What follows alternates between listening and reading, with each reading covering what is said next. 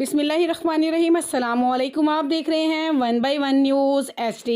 अहम खबर शामिल करते हैं। टीम सरेआम कुमालिया के सदर सुलेमान हैदर गुजर, 1/1 न्यूज़ चैनल के चेयरमैन तारिक महमूद कंबो और नायब सदर गुलाम मुर्तज़ा अंसारी ने कहा कि हम पेशावर मस्जिद में होने वाले बम धमाके की सख्ती से मजम्मत करते हैं। इस धमाके के नतीजे में 60 से ज़ायद नमाजी शहीद हुए और 200 से ज़ायद जख्मी हुए।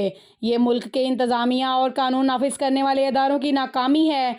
हम इस धमाके में शहीद होने वाले अफराद और उनके अहले खाना के लिए दुआ गो हैं। यकीनन ये एक बहुत बड़ा सानिया है, इसलिए इन मुतासरा ख़ानदानों से इजहार ताज़ियत करते हुए हुकूमत वक्त से मुतालबा करते हैं कि इस धमाके में मुलविस अनासर और मुलजिमान को फौरी गिरफ्तार करके इन्हें फांसी के तख्ते पर लटकाया जाए। मज़ीद ऐसी खबरों से बाखबर रहने के लिए देखते रहिएगा हमारा चैनल 1/1 न्यूज़ HD। ताज़ा तरीन अपलोड्स की नोटिफिकेशन हासिल करने के लिए हमारे चैनल को सब्सक्राइब करें और साथ में दिए गए घंटी के निशान को दबाना ना भूलें।